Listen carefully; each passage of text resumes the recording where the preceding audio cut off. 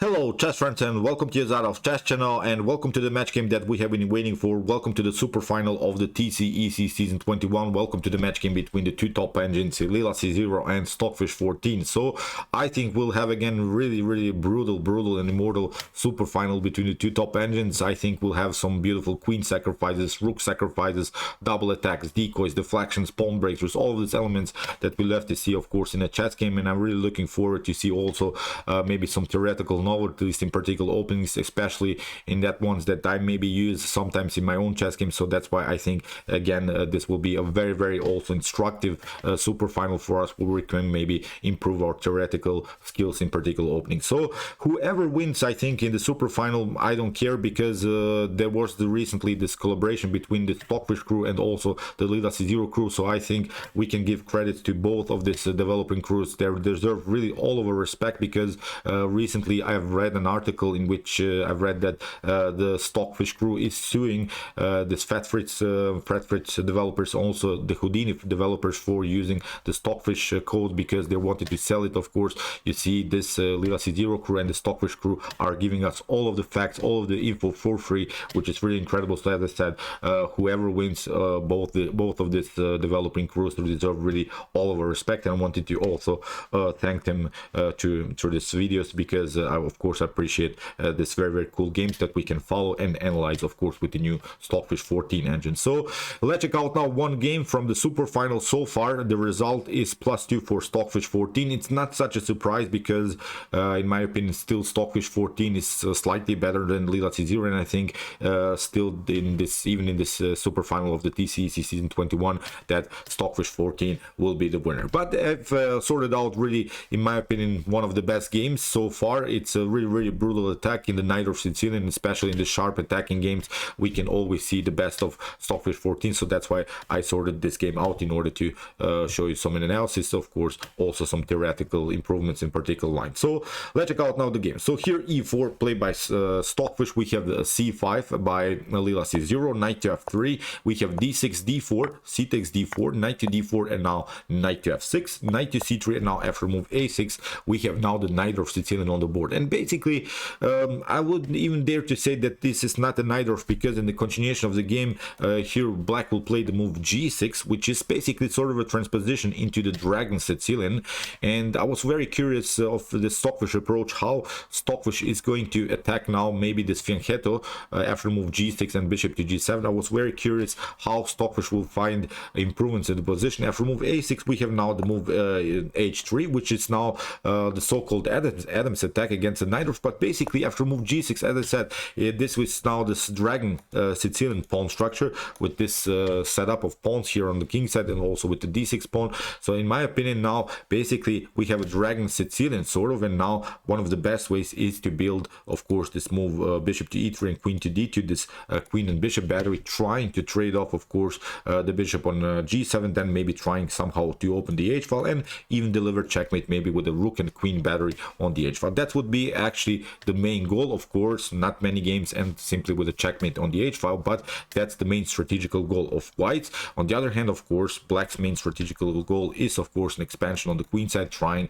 with the b5 pawn breakthrough, of course, to break the position, to open the position on the queen side, to, of course, maybe use then also the free c file in order to attack white's king after white castles, of course, on the queen side. So we'll probably have again this opposite side attack game. So after move g6 we have now a bishop to e3. This was still prearranged. We'll come to that moment to which the game was prearranged by the organizer. We have now knight to c6, queen to d2, and now bishop to g7. We have queenside castling, and now castling also by Leela C0, and now g4. Here bishop to d7, and this was now the last move that was prearranged by the organizer. And as usual, we're going to stop and a little bit evaluate the position now. In my opinion, something went wrong already here for black. That's why the evaluation is about +1 already for white. The problem is now we have, as I said, in the beginning it was a NAJDORF, but in the continuation of the game basically it became a dragon Sicilian defense. And in my opinion, you should not immediately play this move a6 b5. It's a little bit too slow. You see also now in couple more moves why this idea, this flank attack, is not working. Most of the times here in the continuation of the game, black is trying rook to c8, then knight to e5, knight to c4. That would be sort of a route in the NAJDORF Sicilian setups, many times you see the potential knight to c4 move from black's perspective. But so far, in my opinion, with the move a6, you have sort of lost already a tempo. So that's why this NAJDORF Sicilian transposition to the Dragon Sicilian is actually not really one of the best opening lines that you can choose. So that's why here the engine, as I said, gives already a +1 position here for white. So after move bishop to d7, what should white do? White is of course preparing some expansions on the queen side. Now even f4, g5, h4, h5 are possibilities. So I think in this particular scenario, white is always a little bit faster to attack, of course, black's king after castling. Now even queen and rook batteries are of course possibilities on the h file. So here rook to b8 was played by Leela c0. If you play now b5 immediately, then I think you can risk this one. g5 could be an opportunity. I think this is sort of a line that you could memorize here after move b4. Actually, the problem is now knight takes c6 can even happen, because even if you try here bishop to c6, or even if you try here b takes c3, the problem is now queen to c3 is happening, and you see now the queen is still protecting the bishop. So in the continuation of the game here, of course, white would have then bishop pair, because if you take now out here bishop to c6, queen to c6, still with this bishop pair, black is again, I think, tactically and strategically lost. So that's why I think in this particular scenario, after move knight to c6 here, bishop to c6 will be the normal line. But here comes the tricky part. You can actually take here g takes f6, because now if black plays, of course, the normal move b takes c3, again queen to c3 comes with a double attack also against the bishop. So you see we have now two pieces are hanging. So again, it's tactically lost game here for black. So that's sort of a tactic that you should memorize. So probably after move b4, instead of move b4, you see many times this idea knight to e8 here, simply by black, with ideas to maneuver the knight to c7, and then maybe try again some kind of an expansion on the queen side. But again, I'm pointing out that white is slightly faster here, because white is already on the 5th rank. White is already attacked black's pieces. Now h4 or h5 will happen, and again white much but better. So here after move bishop to e2, in the continuation rook to b8 instead of this move b5. Now we have g5 anyway by Stockfish 14. Stockfish is attacking simply the knight to e8. We have now h4, b5, and again this idea, this comes very often, this move knight to d5. It's a provocative move actually, because what black doesn't want to tolerate is of course the centralized knight. Then you want to kick away the knight with the move e6, but when you do that, then of course you're weakening also your d6 pawn. So that's actually, as I said, sort of a provocative move. In the continuation we have now this move e6. Here we have knight to b4, and although the knight is always protecting the d6 pawn, so far white cannot do so much around the square d6. White cannot of course grab the pawn on d6, but actually you don't want to have of course your knight like this on e8. Then you don't have a rook connection. You see all of the pieces are a little bit crowded around black's king. So as I said, this is of course not a good square for the knight. So you don't want to have the knight where it's only defending one simple pawn. So after move knight to b4, we have knight to d4 here by Leela c0. If you try here something like knight takes b4, here queen to b4 could happen. Maybe even a5 would be an opportunity here for black to expand on the queen side, to attack further the queen, to get some tempi. But here after queen to d2, nothing dramatically is going on. As I said, it seems to me always that in this Dragon Sicilian structures, this queen side attack is simply not working. I think white has a comfortable game still on the king side, and black should actually search for some improvements of minor pieces with some other tactical possibilities. Here you see, okay, black got some tempi against the queen, but nothing dramatically changed, even if now black continues to pressure here with the move b4. Now white is again, I think, much faster with the move h5. Even if you kick away the knight, maybe with knight to b3 here, even if you try maybe a4 to kick away the knight, here comes also a very nice pragmatic idea. We have even an opportunity here to play the move knight to c5 after d takes c5. You see also the queen and rook battery is also something that you should always take care of when you're playing as black, because you see this rook and queen battery is very dangerous, of course, on the d file. So that's why, as I said, it seems to me that nothing special is going on here on the queen side, that white is much faster with the potential h5 move. Here in the continuation we have knight takes d4, bishop to d4, after bishop to d4, again queen to d4, and now we have this move a5, we have knight to d3. And okay, if we evaluate again the position, of course, again it seems to me that white is much faster center, of course, black can maybe close the position with the move e5. When that happens, of course, this backward pawn is even worse, because you can never really improve then the position with the move d5. Again, the knight will be stuck there, and as I said, again, I'm pointing out maybe something like queen to e3, maybe queen to h3, then with h5 ideas, again, h takes g6 and similar ideas. Again, this rook and queen battery is simply too much to handle here on the h file. So after move knight to d3, that's why what black is hoping for is to trade off the queens. When the queens are off the board, then there are no more checkmate threats are there, so that's why queen to b6, normal idea here by Leela c0. We have queen takes b6, rook to b6, and now e5. This is a very important move to open the d file, because if black now closes the position in the center, you see now how bad this bishop becomes. It's blocked out by its own pawns, and now white can proceed with the normal knight to c5. White will always cement the knight on a very active square. You have to, of course, protect first your bishop. You cannot play rook to c6. You have to maybe even play bishop to c6, but now rook to d4 is a great opportunity, I think, here. Again, with opportunities even to play now h5, then rook to h4, again, building a very powerful battle with the rooks on the h file. So as I said, I think black is always losing the battle on the h file, so the only way that black can solve this positional problems is to trade off more pieces, especially the rooks that can, of course, attack the h file. So here after move e5, we have here b4 by Leela c0. So here Leela didn't play the move d5 that we have analyzed. Now here in the continuation we have e takes d6, bishop to b5, and now a very important move d7, trying again to deflect the bishop a little bit from the game. We have knight to d6, we have rook to e1, protecting everything, and now finally bishop takes d7. If you try now bishop takes d3, it's not so good. We have bishop to d3. Okay, you can maybe play rook to d8 and you will probably take out this pawn, but actually it's not so good because of the rook activity. You see, although you have now an expansion, but when you expand pawns, of course your pawns can be also an object now of the attack. Now you see too many weaknesses are there. Even if you try to advance the pawn, still rook to a5 will happen. You can take out this one, but white will simply take out this one, and also this one is a weakness. And now of course white is much better because of this 3 versus 1 situation on the queen side. So that's why after move rook to e1, here bishop to d7 played by Leela c0, we have knight to e5, again attacking the bishop. We have bishop to e8, and now rook to d4. You have to now use every active square on the board, because nothing dramatically can happen now with the pawns.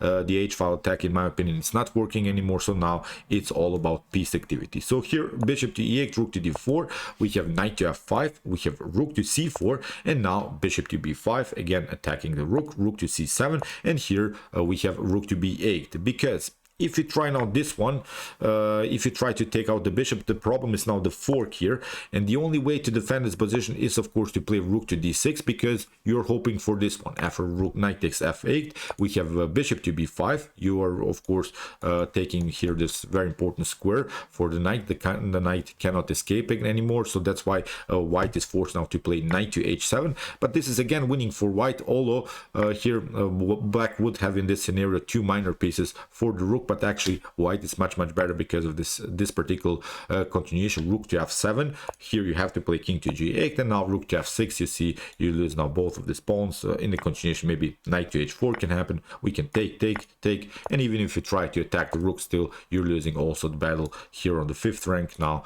this pawn is hanging, you have to move the bishop, of course. Pardon me, here rook takes a5. Now in the continuation, this is simply weakness, and again we have a 3 versus 1 situation on the queen side. So again white is winning this game for sure. So as I said, really wild stuff here. Maybe in this particular position the only way is to play maybe knight to h4. Knight to h4 would then lead into this particular line, probably with the move rook to h1, or maybe bishop to d3. Bishop to d3 is very interesting because of this variation. After knight takes bishop to d3, again we have here this fork idea with the move knight to d7, and even if you try here something like rook to b5 or to escape, I think again this idea to take out simply here the rook is very dangerous. Rook to h1 is also an opportunity, so again black is simply lost. I think even if you try to retreat here, nothing dramatically, we can simply take out the rook. So really wild stuff. As I said, this deflection idea to deflect the bishop from the square d7 is now the most important tactical preparation here by Stockfish. Here after move rook to c7. That's why rook to b8 here played by Leela c0. We have bishop to b5, rook to b5, and now a4. This is a cool move because it forces now basically a reaction of blacks here. After b takes a4, we have now b takes a3. Of course, black took en passant, and now after h5, even if you try knight to h4, it's not even helping you out because you get here first of all this move c4. You have to then retreat, and then you get the fork. And even if you maybe try something else, even if you try this one, then we can play still this idea rook to h1, and even if you play knight to f5, still this is very dangerous. Knight to d7, then even knight to f6. We don't care about the rooks anymore. Knight to f6, if we get our knight here on this very active square, then also there are really some nasty threats around the square h7. So really, although the material is equal, but actually white is much better here. So that's why after b takes a3, we have seen now this move h5 here. Finally Leela c0 is trying to lock the h file because we have seen some dangerous ideas here by Stockfish 14. After move h5, we have now g takes h6 en passant. We have knight to h6, but still c4. This pass pawn is now the most important strategical element here for Stockfish 14. c4 attacking the rook. We have rook to b8. We have now king to c2, rook to c8 here. Pardon me. After rook to c8, we have rook to c8, and now the king is much closer to the action. Here rook to b5, we have a4, rook to a5 attacking the pawn. We have rook to h8, but now f4, very important move to fix the knight, that the knight is centralized, it's not attacked anymore by the king, and now the rook can play much more freely. First of all, what we're targeting, of course, is the weak f7 square. Then the knight cannot, of course, play more actively, so that's why very now important move, this f4 move by Stockfish. So knight to f5, we have rook to a7 attacking the pawn on f7. We have knight to e7. We have now knight to g4, deflecting the king from the defense. We have king to f5, takes, and now rook to f7. This is now much better endgame for Stockfish 14, especially because of this extra pass pawn here on the c file. So here rook to b8, we have now c5, rook to b3. Here Stockfish plays king to c4, rook to a3. We have c6, simply marching on. We have king to b4. We have a3, and now simply pushing further. We have here this move. We have here this move of a2. You cannot actually promote. That's the main issue here, because first of all you get the check, but then also black is promoting also the queen, so that's why you have to be patient here. Here king to b3 was played, now rook to c1, and finally Stockfish 14 takes still the pawn. So here we have king takes h4. It seems so that this should be a drawish line, but actually it's not so because of this very advanced pawn. Now what the only thing that Stockfish has to do is, of course, again include the king into the game. So that's why king to b2. We have rook to c6. Now Stockfish is playing actively with the king. We have g4. We have king to b4, and now g4 here by Leela c0. Even if you take here, that's the main issue. G takes f4. It's not working because of rook to f4. Then you have to move the king, and now you get this one, rook to c4. You have to trade off the rooks, or you have to give up the rook here for pawn. And again, it's a completely winning endgame here for Stockfish 14. So after move king to b4, we have now g4 by Leela c0. Leela is also creating now a very dangerous pass pawn. We have king to b5 attacking the rook to c3. Now king to b6, of course, protecting the pawn. g3, even if you play something like king to g3 here, you risk this one. King to b7 can happen. You can maybe play this one, king to c6. Here still the promotion can happen. Rook takes c8, king to c8. Now g3, and the problem is now black's king is marching also here, of course, towards the king side, but still I think white can solve now all of the positional problems. I've analyzed really now this wild endgame technique here that Stockfish could have played. This wasn't the continuation, but I wanted to also show you what happens after a potential g3 move. Here after move rook to g7, of course here black can take king to f4, but now rook takes g2 can, and okay, here black can again try to push a pawn, but now rook to f2 can happen. We have king to e3, now rook to f5. Here you have to play, and now the king is coming, of course, and is chasing the pawn. You can again try maybe king to d2, but again new check can happen. Here you have to get back from the defense, but now again this idea is happening. Rook to e5, king to d3, and now king to f5. you still can play, of course, a couple more moves with the pawn, but now after king to f4, we have now e2, king to f3, and it's game over because you cannot further advance the pawn. If you play, of course, king to d2, then rook to e2 will happen, and it's simply game over. So that was the continuation after potential king to g3. So as I said, here in the continuation, g3 was played by by Leela c0, but again, here this idea is simply working. King to b7, we have rook to b3 attacking the king, king to c6, now again king to d7, we have now g2, we have a promotion of the queen here. Even if you try to take, of course, it's not good. We have king takes c8, and you can maybe promote here, that's the main issue, but then you get rook to h7, you have to play here, then you get this one, or pardon me, here we can play king to g3, then you get this one, but you get too far away from the action, and it's simply game over. Here in the continuation, king to d7 can be played, and it's simply game over. King to f2, we can take out this one, and the king is simply too far away from the action. It's really brilliant endgame technique by Stockfish. So after move queen to c8, here the promotion, we have king to d3, now king takes e6, here king to h3, now rook to g7, we have rook to e3, a check, king to f6, it comes also with the check, we have king to h2, and now here Leela z0 is of course getting checkmate, queen to g4, g1 the promotion, and after queen to g1 in this position, Leela c0 resigns. So really brilliant game with wild endgame techniques, but also